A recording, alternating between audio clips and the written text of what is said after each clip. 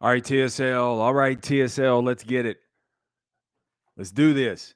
On those days when you want to quit, when you're feeling most frustrated, when you're full of doubt and have very little hope, and you want to quit, it's okay to do so. Just don't do it today. Quit tomorrow. Selling is the number one life skill. And because selling is getting someone to accept your product, service, or idea. So that, my friends, makes all of us, by definition, salespeople. So welcome to the Sales Life. I'm your host, Marsh Bice, and I'm taking the skills that I've learned in the sales profession, and I'll show you how to transfer those skills into every area of your life. Because all of us are trying to sell a product, service, or idea, or get someone to accept our product, service, or idea, even as a baby, even as an adult, product, service, or idea, that is what you're selling. So if all of us are doing that, you're going to face adversity, uncertainty, and then good old complacency is going to set in too. So you need some skills to be able to embrace the uncertainty and not run from it. You need the ability to manage the uncertainty and not run from it. And then also how to deal with the complacency when it sets in, when you are defeated, when you're on a 0-11 streak and you feel like, oh, well, it's just not meant for me. Somehow, some way, I got to get back up and rock on. This is you need 5 skills, and those 5 skills, fortunately, I've learned these in my 24 going on 25 years. Dude, I've given like half my life to the sales profession, and I don't regret it because it's taught me so much. But what I've been able to do is I've taken those skills from the sales profession and I've been able to apply those to every area of my life to embrace the uncertainty, handle the adversity, and never settle again. I've been in some terrible situations, some rock bottom moments. I've been demoted. I've been bankrupt. I've been obese. I've suffered for alcoholism. I've had all these kind of different things, man. And somehow, some way, when I wanted to end it all, I learned how to apply these skills that I've learned in the profession. I said, dude, somehow I got to apply these to every area of my life. And those 5 skills you have within, you just haven't learned yet how to ignite them. Those 5 skills are communication, curiosity, creativity, continuous learning and action, and productive confrontation. If you master these 5 skills and you're going through situations, am I lacking in communication? Am I not curious? I'm living more so in statements. If I'm not being creative, I'm wishing I had more resources instead of using what I have. Have I stopped learning and applying what I've learned? And then also, am I unwilling to confront not only myself, good old mirror, but also confront some other situations in life? One of those or many of those areas are the reason why you can't handle the adversity, you're not embracing the uncertainty, and you're just accepting the complacency. So this is what the sales life is all about, because selling or sales is the only profession that so closely resembles life. One minute you're on top of the world, and the next minute you're on the world's rolling back on top of you. So that is my long-winded version of saying welcome to the sales life. Because a lot of people, man, I talk to are like, dude, I love your messages, but I'm just not in sales. Yes, you are, because you're getting someone to accept your product, service, or idea. So that, by definition, my friends, makes you in sales. So today, man, what I jotted down was about quitting, but also more so quit tomorrow. Because quitting in the moment could be the worst situation that you have, because your feelings and your emotions are super, super raw. And I shudder to think how many decisions I've made in the moment that I was that close to breaking through. And you have to look at your day as a hypothesis. See, scientists, when they're investigating something, they have a hypothesis. They have an idea of what they think it is, but they don't know for sure. So it's not a fact until it's proven. And see, your day that you're walking into, you have an idea. when you're getting just the hell beat out of you. You have an idea of what you think it's going to look like, but it's still a hypothesis. You still have no clue how it's actually going to turn out. So, being that it's a hypothesis, I got to prove it out. And so, when you're in these situations and you're hopeless and you want to give up and you want to quit, go ahead, quit. Just quit tomorrow. And I've adopted this mentality. Thankfully, man, it was dropped on me at my rock bottom moments. Back in 2017 is when I started using this, because let me set the context for you. I had $11.81 in my account. I still have the screenshot to this day. So I had $11 in my account. I had $10,000 a month in obligations coming up.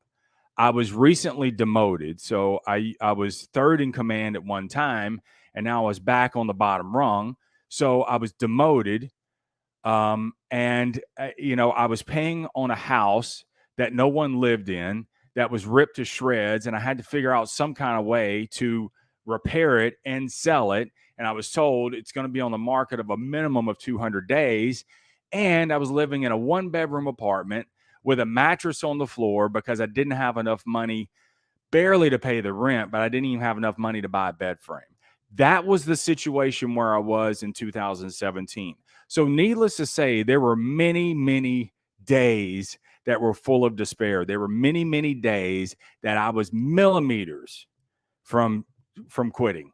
And not only quitting like the circumstances, but like quitting in life itself, meaning check out of here and never show up again. That was how close I was. And it was in those dark times where it was just it was God that just spoke to me, and he said, just get through tonight, and then tomorrow we'll deal with that. And so that was the quit tomorrow mentality that I learned to embrace, because I knew if I made a decision in the moment, it would be permanent or could have permanent effects. And so I said to myself, when I wanted to give up, when it was like, what's the use? When I just didn't want to go on, I said, okay, quit.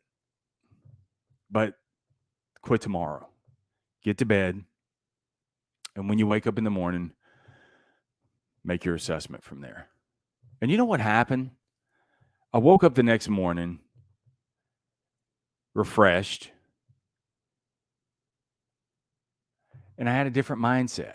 I was like, what was I talking about yesterday? And that's what I started doing. Not that I wasn't tired, not that my problems went away. They didn't. They were still there, but I had a new tank.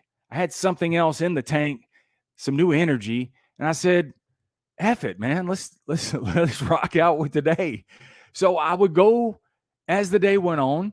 Some days, dude, I'm not going to lie, I had even more bad news get delivered. I'm like, it was almost comical. It was like, dude, how much worse can this actually be?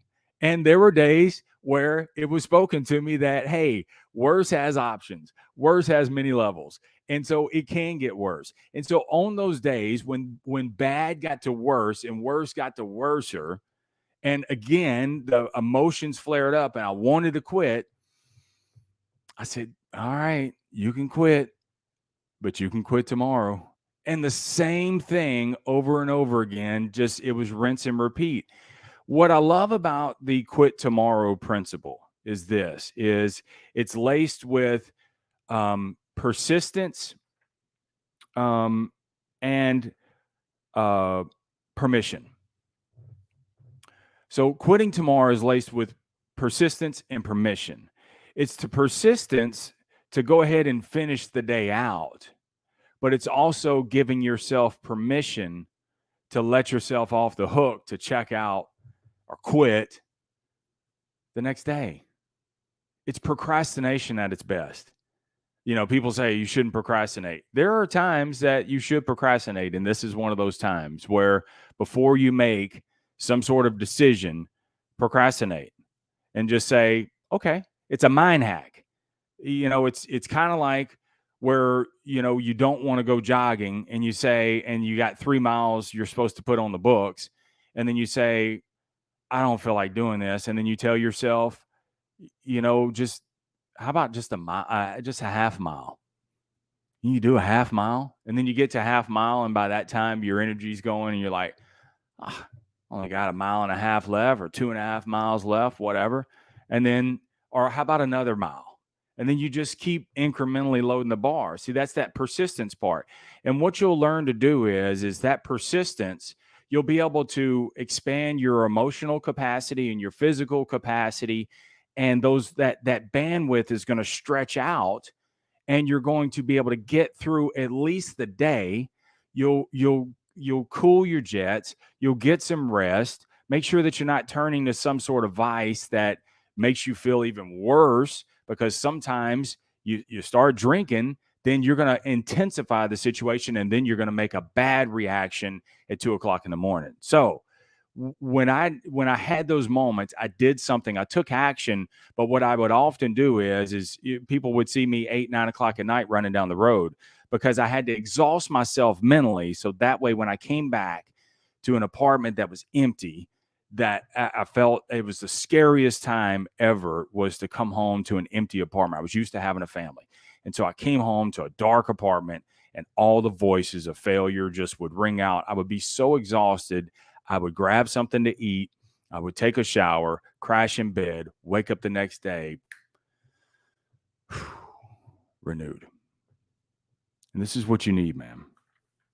There are going to be days, and there are going to be moments, and there are going to be chapters in your life that the ball's not going to bounce your way. It's not going to go your way. There's going to be unfairness. There's going to be backstabbing. There's going to be situations that are beyond your control and within your control, that finally the chickens have come home to roost. And you want to quit. I'm telling you, if you adopt this mentality, go ahead, quit. It lets the tension out. But quit tomorrow. Just get through today. And then tomorrow is today. Tomorrow. So when you do that, man, it's a new day. And it's so cliche to say, but it really is true. And you may wake up with some old big lip feelings. It's okay.